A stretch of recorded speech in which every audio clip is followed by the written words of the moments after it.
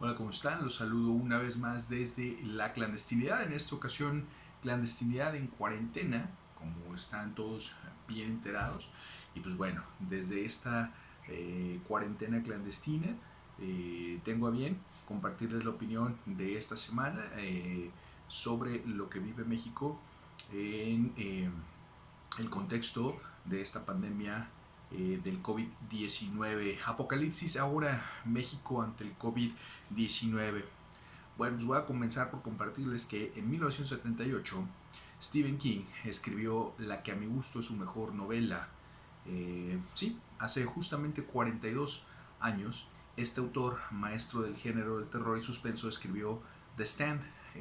Fue traducida al español y se comercializó como Apocalipsis, justamente se le llamó en español. Es una novela justamente post-apocalíptica de terror, de suspenso, que retrata como pocas de las muchas que yo también he tenido a bien leer, retrata como pocas novelas la descomposición social, la descomposición de la estructura institucional, las instituciones, el gobierno, la sociedad en una decadencia inminente a partir de un virus que escapa de un laboratorio que era básicamente un arma biológica.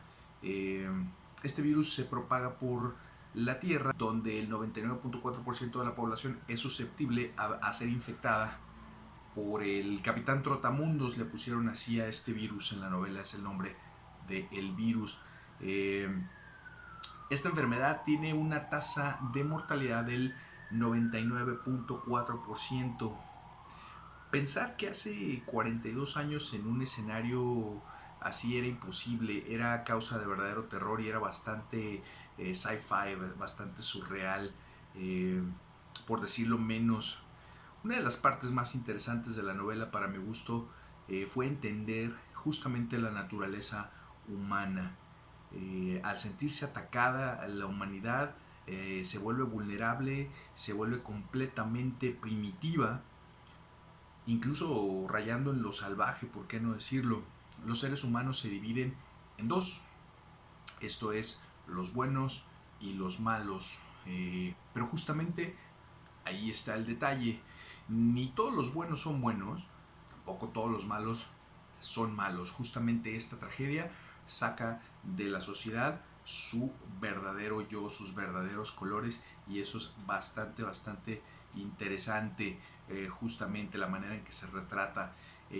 Lo cierto es que los buenos son casi redentores, casi divinos, y los malos son verdaderamente diabólicos. ¿En quién podríamos nosotros confiar ante un escenario así? Pues ahí entra este tema de las instituciones y del gobierno, que es parte de su trabajo justamente. Pues a 42 años del debut de esa novela, estamos viviendo una realidad bizarra y apegada un tanto, hay que decirlo, no del todo, un tanto a los escenarios que se manejan al inicio de la novela de King. Todos como sociedad tenemos la responsabilidad de cumplir con los protocolos establecidos por las instancias correspondientes para garantizar una eventual supervivencia. Sin embargo, con mucho coraje, vemos que hay lugares como México donde ni siquiera hay protocolos establecidos como tal. Y cada estado, en la medida de lo posible, algunos sí lo hacen, otros no, pues cada estado hace lo que considera mejor al ver justamente la pasividad del gobierno federal en este caso. Eso es cierto y lo estamos viviendo nosotros todos los días. Comenzamos a ver cómo los gobernadores, es el caso de Jalisco de Enrique Alfaro, hacen de la tragedia un circo mediático para su beneficio y se presentan como redentores en aras de una eventual, por qué no decirlo, candidatura presidencial, usando la situación a su favor y presentándose como el caballero salvador de los jaliscienses ante la incompetencia, hay que decirlo, hay que ser muy puntual, ante la incompetencia del gobierno federal, esto es cierto. Y no lo culpo, ve la circunstancia y la aprovecha. Es solo una postura circunstancial a partir del vacío de poder que vive el país, que es gobernado por la mayor decepción que le ha pasado a México. La verdadera tragedia de México hoy día no es ni la economía ni la pandemia en la que estamos. Definitivamente. México es una nación fuerte que históricamente se levanta de sus tragedias. Recordemos el terremoto del 85, crisis políticas, económicas, sociales, por las que ha atravesado el país. Me vienen a la mente los eventos de 1994, donde el país prácticamente casi colapsa ante todo lo que estaba sucediendo en aquel entonces en el contexto político, social, económico. Brutal, Fobaproa, asesinato de candidatos presidenciales, levantamiento de guerrilla en el sur. Y a pesar de esto, México como país supo resurgir de sus cenizas, encontró en la unión que nos caracteriza y esa fortaleza, pues una manera de salir adelante de esto. Y pues bueno, lo peor que está pasando, que le puede pasar a México, que le está pasando a México, es tener un presidente, tener por presidente, perdón, a un, pues hay que decirlo con tus palabras, a un estúpido idealista, mesiánico, sin capacidad de razonamiento, que elegimos, y digo elegimos asumiéndome como parte de aquellos que votamos por un cambio y que votamos por este Mesías absolutamente estúpido y senil, que no entiende la magnitud de las pésimas decisiones que ha tomado o ha dejado también de tomar desde que tomó el poder, valga la redundancia. Y siempre he dicho en esta columna que tenemos a los gobernantes que merecemos y hoy pagan lamentablemente justos por pecadores. Debo decir también que ni Mid en su momento, ni Anaya, mucho menos el Bronco, estaban tampoco a la altura de lo que México necesita. Eso es cierto. Seamos objetivos al respecto. Es verdaderamente aberrante que este personaje surreal llamado Andrés Manuel López Obrador salga a dar sus conferencias irresponsables y ególatras. Responsables porque, para empezar, no debería estar exponiendo a la gente a hacer conferencias en la mañana con esta pandemia que estamos viviendo, y pues ególatras porque de un problema mundial lo hace suyo en aras de obtener un botín político y aprobación de su base, de su sector, de aquellos que votamos en un momento dado por él, pero que poco a poco está perdiendo popularidad, también es cierto.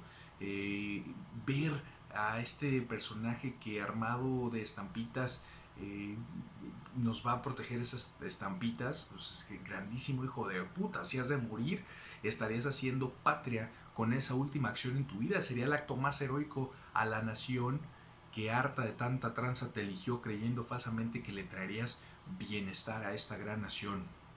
No puedo más que sentir asco cada mañana que despierto y atiendo las noticias de ver cómo una nación tan grande es gobernada por un tipo que tiene cero noción de la realidad.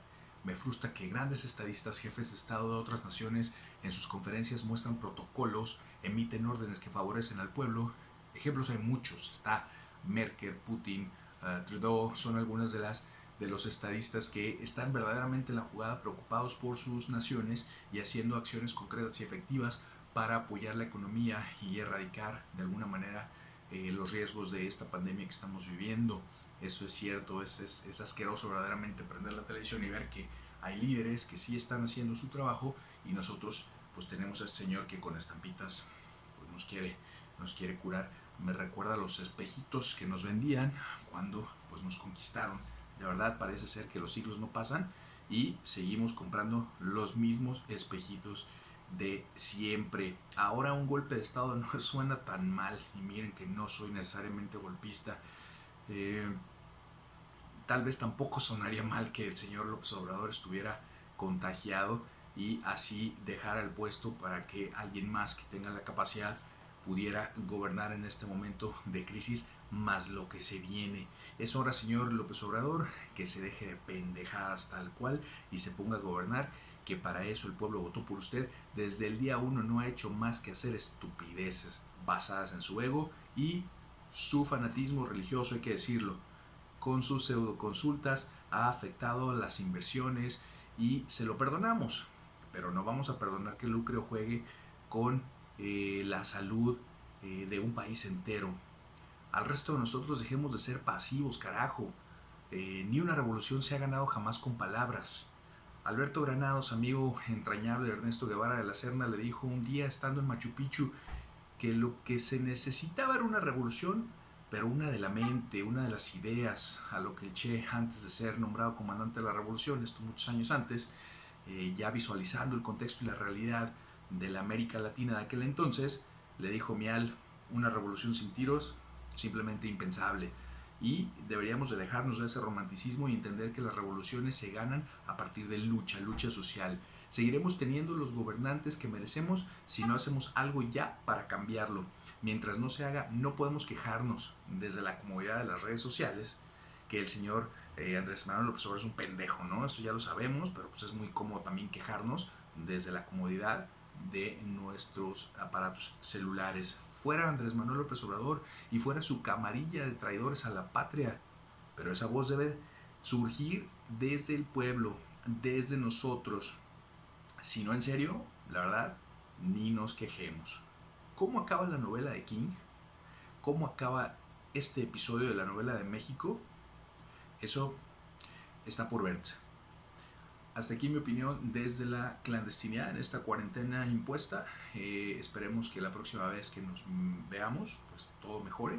Mientras tanto, dejen sus comentarios aquí abajo, compartan, opinen y extiendan este canal de opinión ciudadana que está justamente diseñado para que opinemos, para que no nos quedemos callados y para que evaluemos alternativas ante estos gobiernos verdaderamente ineficientes. Los dejo, como les dije, desde la clandestinidad. Hasta pronto.